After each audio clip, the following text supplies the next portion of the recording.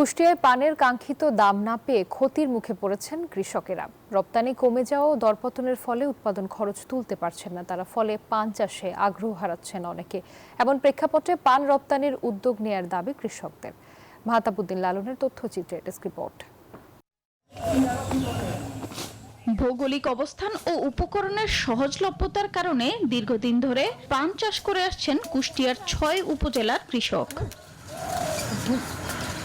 British আমল থেকে চাষ হওয়া এই জেলার পান দেশের চাহিদা মিটিয়ে ২-৩ বছর আগেও ইংল্যান্ড, মালয়েশিয়া, জর্ডান, সৌদি আরব সহ মধ্যপ্রাচ্যের বিভিন্ন দেশে রপ্তানি হতো।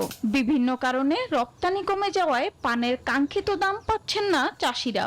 ফলে ব্যয়বহুল এই চাষে ক্ষতির মুখে পড়ছেন জেলার ৪,০০০-এরও বেশি কৃষক। ঋণ তুলে বর করছি, পানের দাম নাই। ৫ টাকা ৪ টাকা পান বেশি, সংসার চলছে না। ঋণ নিচে কিস্তি দেওয়া হচ্ছে না। পানের দাম একদম নাই। একটা লিভারের দাম ৮০০ টাকা, পান বিক্রি হয় ৩ টাকা পন, ৫ টাকা পন। কোন হচ্ছে ৪০-৫০। এই পানটা বাইরে বান্ডেল থাকলে প্রতি সেনমানিতে টাকা বাঁচবে। বিকাশ সেনমানি বান্ডেল কিনে জিতুন প্রতি লেনদেনে। রিপোর্ট করলে আমরা বাঁচতে পারতাম। এই পানটা ২০০-২৫০ বেচা যায় সম্ভব। কৃষকরা বলছেন, দেশের বাইরে পান রপ্তানি বন্ধ হওয়ায় বাজারের চাহিদার তুলনায় সরবরাহ বৃদ্ধি পেয়েছে, ফলে কমেছে দাম। আমাদের মূল অর্থনৈতিক হচ্ছে ধান পান। আমাদের কোথায় আছে ধান পান, আর কৃষক যদি না বাঁচে তাহলে আমাদের কি অবস্থা হবে? ৩-৪ বছর আগে যে এরকম পানের দাম ছিল, এখন সেই রকম নাই।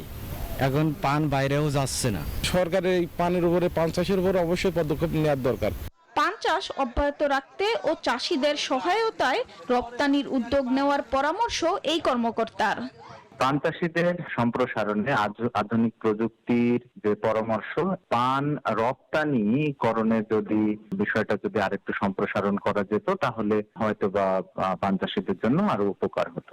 পান চাষীদের আর্থিক সহায়তায় সরকারের এখনো কোনো প্রকল্প নেই বলেও জানান তিনি।